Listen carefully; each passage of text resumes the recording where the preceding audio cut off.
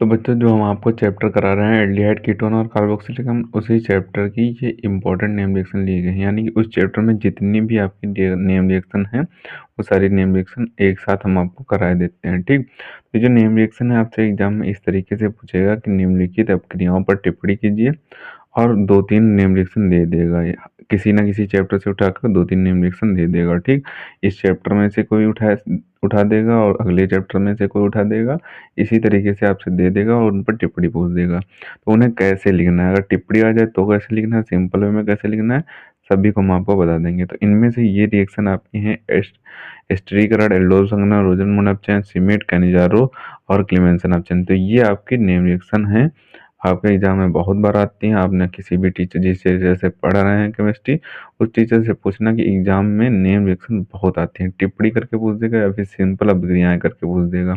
इस तरीके से आपके एग्जाम में नेम रिएक्शन आ जाती हैं। ठीक, तो एक एक करके सभी नेम रिएक्शन को देख लेते हैं।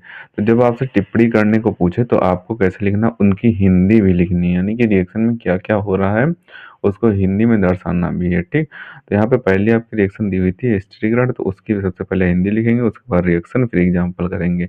इससे आप अगर टिप्पणी लिखते हैं 2.5 नंबर की टिप्पणी आती है या फिर 2 नंबर की आती है तो आपको पूरे नंबर मिलने के पूरे चांसेस रहेंगे, वरना एक नंबर काट लिया जाएगा, आपके नंबर काट लिए जाते हैं अगर आप हिंदी नहीं लिखते हैं, केवल रिएक्शन कर देते हैं। ठीक, तो हम हिंदी सहित सारी नेम रिएक्शन आपको करा देते हैं। पहली नेम रिएक्शन यहाँ पे स्टीग्रेड दी हुई है।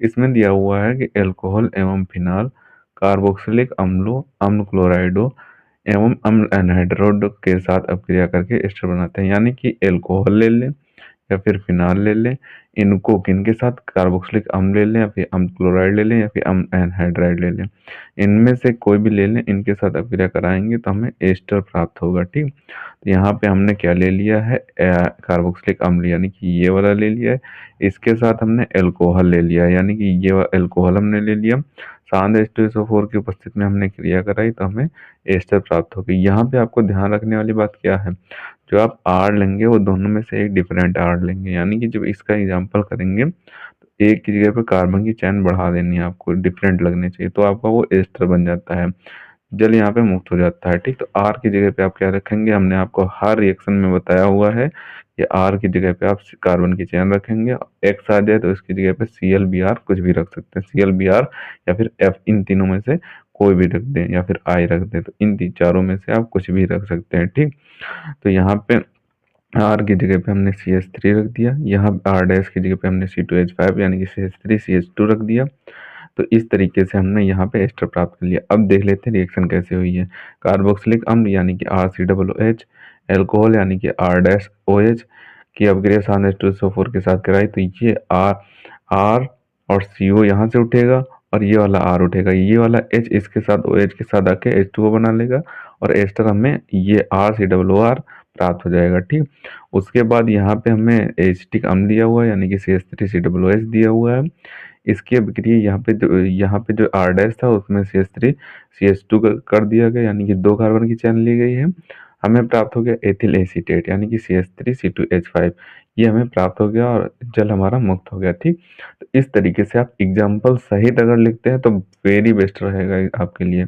एग्जाम्पल अगर आप छोड़ देते हैं, केवल रिएक्शन लिख देते हैं, तब भी आपका पूरा सही मान लिया जाएगा, आपको पूरे नंबर मिलेंगे। लेकिन कुछ टीचर होते हैं कि एग्जाम्पल ना लिखने पर आपके आधा नंबर काट लेते हैं, तो आपको एक एक आधे आधे नंबर की बहुत वैल्यू होती है, सबको साथ लेकर चलना है। यहाँ पर में आपको कुछ नहीं करना होता है, केवल आर की जगह पे आप CH3 या फिर C2H5 इसी तरीके से लिख देंगे, आपका एग्जाम्पल बन जाता है, इसमें कोई कठिन नहीं है। ठीक, एक लाइन लिखने से अगर आपको आधा नंबर मिल जाता है बिना दिमाग लगाए तो आप आसानी से लिख सकते हैं। 30 सेकंड में आपकी एक लाइन लिख जाएगी और आपको आधा नंबर मिल जाएगा। ठीक, तो इसे इस तरीके से आप रिएक्शन, एग्जाम्पल और थ्योरी लिख देंगे तो आपकी टिप्पणी मान ली जाएगी और आपको पूरे नंबर मिल जाएंगे। इसके बाद हमारी दी हुई है एल्डोल संघनन अपक्रिया, यानी कि दूसरी अपक्रिया दी हुई है, वो एल्डोल संघनन अपक्रिया दी हुई है, वो हम देख लेते हैं। तो यहाँ पे हमारी एल्डोल संघनन अपक्रिया दी हुई है। इसमें क्या दिया हुआ वो देखेंगे। देखो एल्डोल संघनन अपक्रिया जो होती है आपकी, उसमें सबसे पहले ये एल्डोल उत्पाद बनता है। बाद में एल्डोल उत्पाद को गर्म किया जाता है तो उसका संघनन हो जाता है, तो हमारा एल्डोल संघनन अपक्रिया हो जाती है। तो इसमें ए से एल्डिहाइड या कीटोन जिसमें कम से कम एक अल्फा हाइड्रोजन हो, इनको तन NaOH या फिर आप KOH ले सकते हैं या फिर कोई क्षार ले सकते हैं। ठीक, कोई अम्ल ले लें या फिर कोई क्षार ले लें की उपस्थिति में अब क्रिया कराने पर बीटा हाइड्रोक्सी एल्डिहाइड या बीटा हाइड्रोक्सी कीटोन प्राप्त होता है। ठीक, हम एल्डिहाइड ले लेते हैं, कीटोन ले लेते हैं। ऐसे एल्डिहाइड या कीटोन लेंगे जिनमें कम से कम एक अल्फा हाइड्रोजन उपस्थित हो और उनको इसकी उपस्थिति में अपक्रिया कराएंगे, यानी कि अम्ल या क्षार की उपस्थिति में अपक्रिया कराएंगे तो हमें क्या प्राप्त होगा, बीटा हाइड्रोक्सी कीटोन या फिर बीटा हाइड्रोक्सी एल्डिहाइड प्राप्त होगा। इसको प्राप्त, ये हमारा क्या होगा, एल्डोल उत्पाद कहलाएगा। यानी कि जो प्राप्त होगा ये हमारा एल्डोल उत्पाद कराएगा कहलाएगा। इसी का संघनन हम कराते हैं। संघनन कैसे कराते हैं, उसको गर्म करा देते हैं और संघनन हो जाता है। संघनन कराने पे हमें एल्डोल संघनन उत्पाद प्राप्त हो जाता है। ठीक, जिसे हम ब्यूट टू इनल बोलेंगे। यहाँ पे ब्यूट टू इनल प्राप्त हो रहा है तो इसे ब्यूट टू इनल बोलेंगे। एल्डोल संघनन उत्पाद प्राप्त हो जाता है। कैसे प्राप्त होगा, ऐसे एल्डिहाइड, तो हमने यहाँ पे दो मात्रा में एल्डिहाइड ले लिया, इधर ले लिया इधर ले लिया। ये हमने H इसलिए दर्शाया है ताकि ये जो बोल रहा है अल्फा हाइड्रोजन उपस्थित हो कम से कम, ये आपका अल्फा हाइड्रोजन होता है। अल्फा हाइड्रोजन कैसे होता है, जो आपका कार्बन हो जिस पर आपका कोई समूह लगा हुआ हो, उसके बाद वाला जो कार्बन होता है उसमें एक हाइड्रोजन लगा होता है तो उसे अल्फा हाइड्रोजन बोलते हैं। ठीक, तो ये आपका अल्फा हाइड्रोजन हो जाएगा। तो ये दो एल्डिहाइड ले लिए, इनकी अपक्रिया डिल NaOH के साथ यानी कि डाइल्यूट तनु NaOH के साथ अपक्रिया कराई। तो हमें इन दोनों को जोड़ देना है, ऐसे जोड़ना है ताकि आपका इस तरीके से संरचना बन जाए। ठीक, जरूरी नहीं आप सिंपल वे भी यहाँ पे बॉन्ड लगा के जोड़ सकते हैं। इस तरीके से हमने क्यों किया है अभी हम आपको बता देते हैं। आप सिंपल वे में भी कर सकते हैं, इस तरीके से भी कर सकते हैं। इस तरीके से करने में आपको जो बीटा हाइड्रोक्सी ब्यूटेनॉल प्राप्त होगा यानी कि एल्डोल उत्पाद प्राप्त होगा, इसका जब आप संघनन कराएंगे तो H2O आपका मुक्त हो जाएगा, यानी कि गर्म करने पर जो पानी पानी होगा वो अलग चला जाएगा और जो आपका ब्यूट टू इनल यानी कि ये प्रोडक्ट एल्डोल संघनन उत्पाद अलग हो जाएगा। अगर आप एक में ही करते हैं तो आपको थोड़ा कठिनाई होगी, ये H2O आपका मतलब क्या कन्फ्यूजन हो जाएगी आप अगर रिएक्शन करते हैं। ठीक, तो आपको इस तरीके से संरचना बनानी ताकि आपका H2O और ऊपर से H2O करके अलग हो जाएगा और ये आपका ब्यूटेनॉल यानी कि एल्डोल संघनन उत्पाद प्राप्त हो जाएगा। ठीक, ये आपकी एल्डोल संघनन अपक्रिया हो गई। इसके बाद हम रोजनमूंड अपक्रिया देख लेते हैं। बहुत ही छोटी अपक्रिया है आपकी रोजनमूंड, आपको आसानी से तैयार हो जाएगी। इसमें आपको क्या करना है, सबसे पहले थ्योरी लिखना है कि यह एल्डिहाइड बनाने की प्रमुख विधि है, इसे आप छोड़ भी सकते हैं। इसमें पैलेडियम तथा बेरियम सल्फेट की उपस्थिति में अम्ल क्लोराइड का अपचयन कराने पर एल्डिहाइड प्राप्त होता है। अम्ल क्लोराइड का अपचयन कराएंगे पैलेडियम और बेरियम सल्फेट की उपस्थिति में और हमें एल्डिहाइड प्राप्त होता है, सॉरी एल्डिहाइड प्राप्त हो जाता है। ठीक, हमने यहाँ पे क्या ले लिया है, अम्ल क्लोराइड ले लिया, यानी कि यहाँ पे इसे अम्ल क्लोराइड बोलेंगे या फिर इसे एसिटिक अम्ल भी, एसिटिक क्लोराइड भी बोल सकते हैं। ठीक, इसको दो लघु हाइड्रोजन हमने ले लिया। जब आपका कोई भी यौगिक हो जो आपके बॉक्स में दिया हुआ है तो उसे आप लघु बोलेंगे, यानी कि वो आपका लघु हाइड्रोजन कहलाता है या ऑक्सीजन कहलाता है, तो ये आपके लघु कहलाते हैं। तो दो लघु हाइड्रोजन ले लिया हमने, पैलेडियम और बेरियम सल्फेट की उपस्थिति ले ली, अब क्रिया कराई तो हमें एल्डिहाइड प्राप्त हो गया, यानी कि एल्किल एल्डिहाइड प्राप्त हो गया और हाइड्रोक्लोरिक अम्ल मुक्त हो जाता है। ठीक, इसका जब एग्जांपल करेंगे तो आर की डिग्री पे हमने CH3 बोला था, आप C2H5 या C3H7 भी ले सकते हैं, कोई भी कितनी भी लंबी कार्बन की चेन ले सकते हैं। ठीक, CH3COCl हमें जब यहाँ पे एग्जाम्पल में आपका हो जाएगा तो इसे एस्टिक अम्ल बोलेंगे। यहाँ पे भी आर की डिग्री पे CH3 ले लेंगे तो ये एस्टिक एस्टल्डिहाइड कहलाएगा।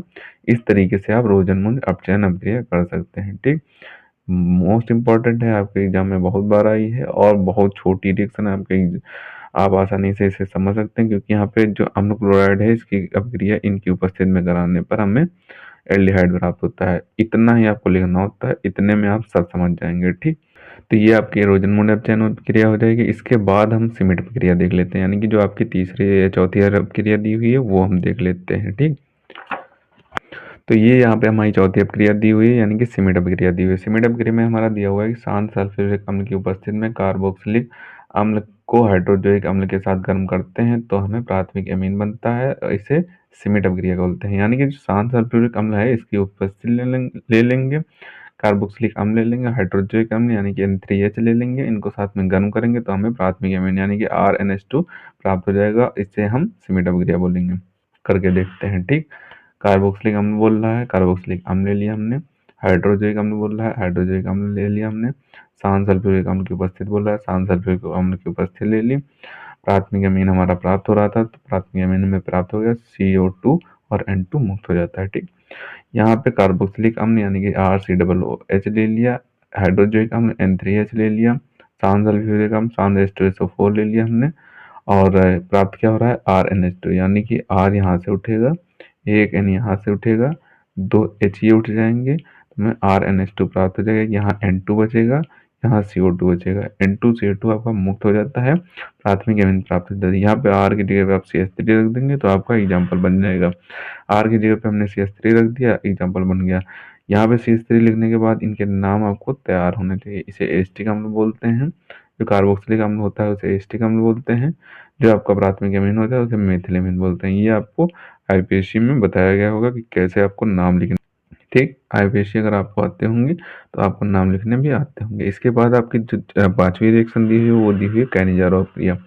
मोस्ट इंपॉर्टेंट है, आपके एग्जाम में बहुत बार आई है कैनिजारो क्रिया। कैनिजारो और क्रॉस कैनिजारो दोनों क्रियाएं आ जाती हैं, तो ये हम आपको करा देते हैं। क्रॉस कैनिजारो आप देखना चाहें तो हमारे चैनल का नाम डालेंगे क्रॉस कैनिजारो क्रिया भाई, हमारे चैनल का नाम उसके आगे डाल देंगे, आपको मिल जाएगी, ठीक।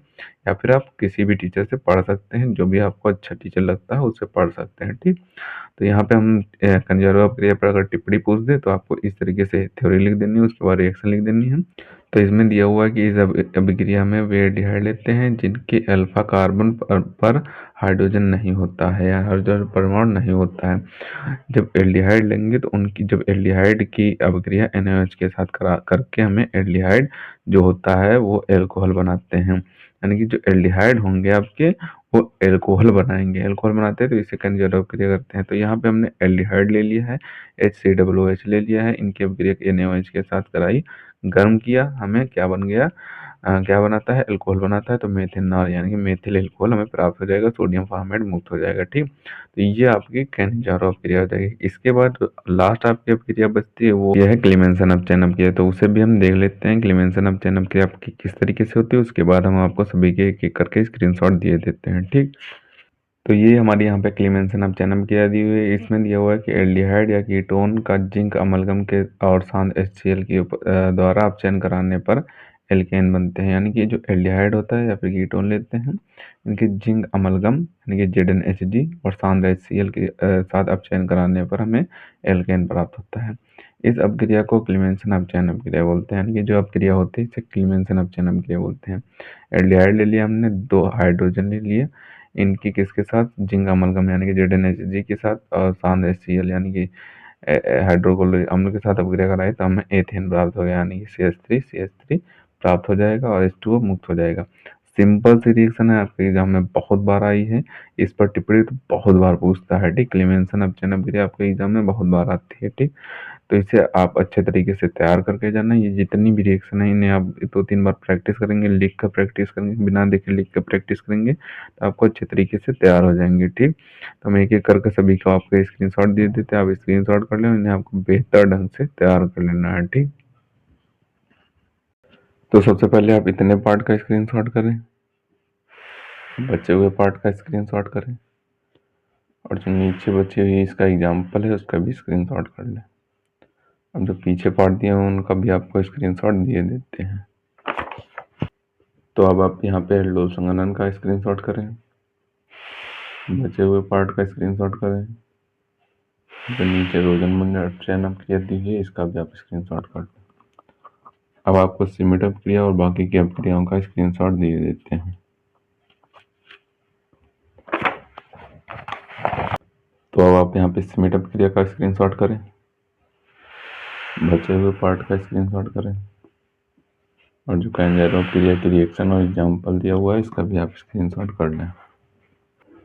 जो क्लीमेंसन अपचयन अपक्रिया दी हुई है उसका भी आपको स्क्रीनशॉट दिए देते हैं। तो अब आप यहाँ पे क्लीमेंसन अपचयन अपक्रिया का स्क्रीनशॉट कर लें। इन सभी को आपको अच्छे तरीके से तैयार कर लेना है। मिलते हैं किसी नए वीडियो में नए टॉपिक के साथ। तब तक के लिए धन्यवाद। जो इतनी रिएक्शन हमने पढ़ाई है आपको 6, इन सभी को आपको अच्छे तरीके से तैयार कर लेना है। इस चैप्टर को जो बची हुई रिएक्शंस हैं वो हम आपको अगले वीडियो में करा देंगे। और इस चैप्टर में जो आता है क्या होता है जब और कैसे प्राप्त करें और अभिक्रियाएं पूर्ण करें, तो वो भी हम आपको करा देंगे। ठीक है, तो पूरा चैप्टर आपका 2-3 वीडियो में कंप्लीट हो जाएगा। तो हम आपको सभी टॉपिक आसानी से करवा देंगे। ठीक, तो इन सभी रिएक्शंस को आपको अच्छे तरीके से तैयार कर लेना है। मिलते हैं किसी नए वीडियो में नए टॉपिक के साथ, तब तक के लिए धन्यवाद। और अगर अभी तक आपने हमारे इस चैनल को सब्सक्राइब नहीं किया है तो प्लीज़ सब्सक्राइब जरूर कर लें, क्योंकि हम इसी तरीके से क्लास 12 से रिलेटेड इंपॉर्टेंट टॉपिक पर वीडियो डालते रहते हैं।